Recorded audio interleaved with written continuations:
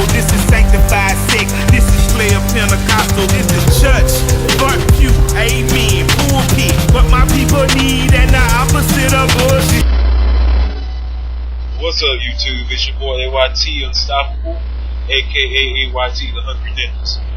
Here I am with surprise, the 100th video of my channel, and it is of course a deck profile of right now my favorite deck, period, Dark World. So of course you know I have a bunch of deck profiles of it, and here goes one.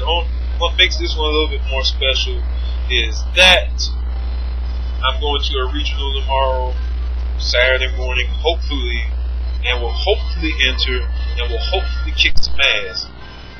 I will give it my best shot. But anyway, the deck didn't change from the last deck profile video.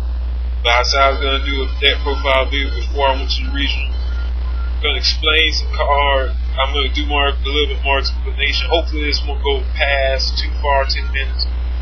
But I'll keep it good. I'll try my best. Alright, I'm going to start off with the main deck. You know, the mainstays of the deck. Triple Grapple, Triple Snow, Triple Brown,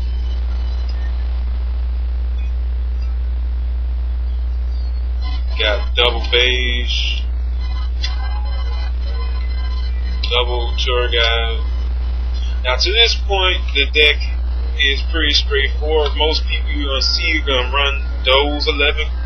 These 11 to 13, 12 cards in their Dark World deck for any other reason, and that's what these are your mainstay cards of Dark World for the most part. You can play it without tour guide. The deck works really well without tour guide, works with tour guide, so you really can't, if you can't afford them yet, no problem, just play Dark World, is all good.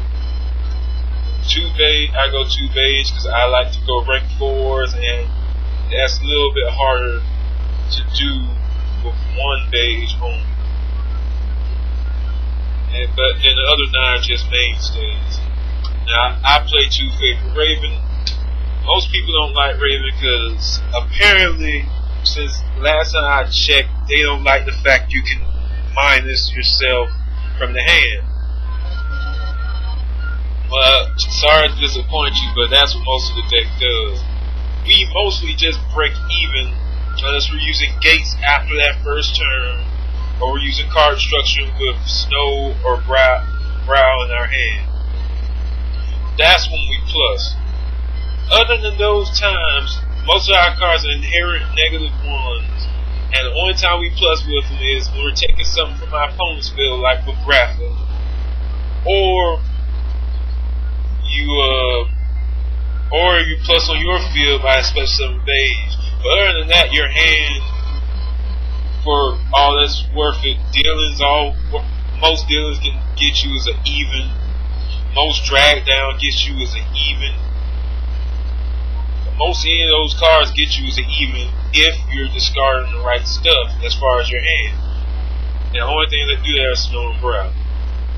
Then why I like Raven over Trance, because 1, it's a light, it's a fiend, so it works with gates, and it gets under that shallow and prisoner mirror that most people love to side against, especially all people love to side against us, unless they're using a deck that's predominantly dark themselves. Not only that, if you don't have gates on the field, it gets underneath Bomb and Trap Hole, which gives you a chance to use this effect, discard, grapple, and destroy a back row, or a monster, whichever you need to do at that time. Next is the fact that as a tuner, allows you to make different decisions instead of being straightforward like with Trance. Now don't get me wrong, both cards are really good. You can't go wrong with either. It's all preference. I just prefer double favorite Raven over Trance, because just like how Trance can get you back your banished cards, Trance can also be shut down by Shadow and Prisoner Mirror and Macros Cosmos and D-Fissure, which is siding in against us, period. Now this card doesn't help it anymore, but at least it gets underneath the Shadow and Prisoner Mirror, which allows you to go off with a Grappler or something. And like I said, the ability to synchro cannot be underestimated for this deck. And it can match levels by the number of cards you discard, so you can see some of it just as easily you can synchro. Honestly, I don't understand why most people don't like to play the card. Anybody that gives you that negative reason is just, I don't understand it. I'm like, I get where you're coming from. Don't get me wrong. I get where you're coming from. But what this card gives you advantage to outweighs all of that. The fact that you can discard multiple cards, unlike Raven, unlike Trance, you can discard multiple cards. Like, it can be a mini card structure. You might not get anything back for it, but most of the time when you use this to discard multiple cards, you're gaining the great field advantage by having 2 or 3 more monsters than 1 or 2 more monsters than you normally would with Trance. You know, that's my reason for playing Raven. Alright, getting down to the spells. 3 gates, mainstay. 3 drag down, another mainstay for this deck. Now I'm going to where most people start to disagree with me. 1 dealings. My reasons for 1 dealings, far beyond the fact that it helps the mirror match, and that's another deck card. It gives opponent an extra card, and it's an inherent negative 1. And I play 11 Dark World cards. The fact that I have this as a card is great, and it's not bad to run more than 1. I just personally don't like to run more than 1. I would up to 2, but I just personally like it at 1. That's just me as a player. Do what you need to do, boo, but me as far around 3 dealings, I don't think it's worth it. Honestly, I don't. Okay, team went on. Dark World Lightning. Another card some might leave you scratching your head and all that stuff. Dark World Lightning, since Executors have lost their flair, they're not dead, mind you, but they've lost their flair. Dark World Lightning, there are more people setting cards that are not chainable. So Dark World Lightning, you target their face down, blow it up, discard a Dark World monster. Now, amazing thing, if you don't already know, which you should, you can hit freaking a spy or any of their set monster. Then once you drop grapple, you took monsters and cards off of their side of the field. Such as you hit a back row, you hit their deep prison, drop grapple, hit the other back row, and that opens up options for you later on. I like it on my ad worst. It's a bait dog, which forces them to play their card before they want to, or you just discard it off for a card destruction, or you just let it sit there, whatever you want to do. And card destruction needs no explanation.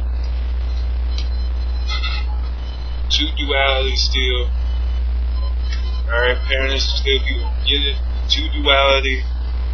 You open up the duality and you have no other play to do. It's just amazing. It's just so good. Duality itself is a really good card.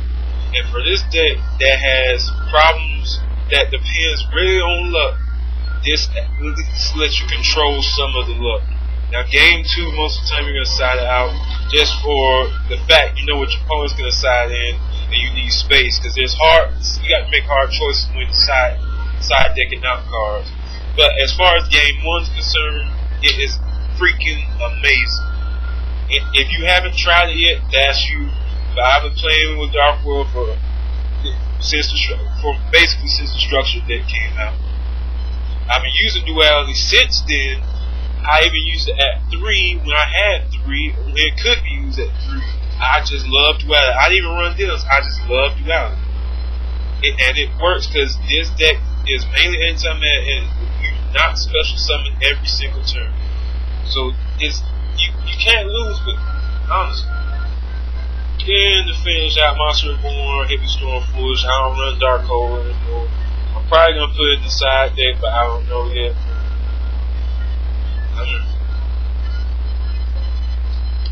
Next up, 2 Solemn Warning for the traps. Solemn Judgment. I still like the Solemn Brigade. I still run it, period. That's me as a player. I just enjoy running. 2 Bombless. Normally, I used to side these in all the time, so I just said, no, let me up my trap count. So I put them in the main deck. You just sign them out when you need to, like against a gear or something where it's just basically dead. To Mind Crush, this is you lose a play, but game 1 still too good. And against certain decks, game 2 and 3, it just wrecks them. And the fact that you have drag, now you can look in their hand. Then straightforward double torrential, double skill. Anyway, that's it for the main deck. I'll do a separate video for the side deck. Now I'll go through a quick run through the extra deck. Like I said, I'll do another video for the side deck. Alright, Sun Dragon Overlord of Heliopolis, rank 8. I run Shotmaster because it's just there for the option, and there are still final countdown decks and decks of sort, so I can bring it out, and because they're always going to stall you, bring it out first turn, call spells. If they don't have any traps to protect, the next turn call monsters, you can push your game in the store. And this thing just wins games. It don't want me too many games for me just to say take it out. Utopia, Maystroke, you got Leviathan, Dragon, Leviair, Zenmaines. For the Synchro part, I have Scrap Dragon, Stardust Dragon, Dark Highlander, Black Rose, Ancient Sacred Weapon, Ancient Fairy Dragon, Gaia Knight, Catastrophe. Gaia Knight is probably coming out for another Exceeds, because I'm running some more situations where I don't need it. And Catastrophe might come out for Rajin because I'm running some more situations where I want to summon Rajin over just Catastrophe. Anyway, I'll do a side deck video after in a little bit. Peace out. This is your boy AYT. Subscribe to the hunGRYninJAZ. Holla at your boy.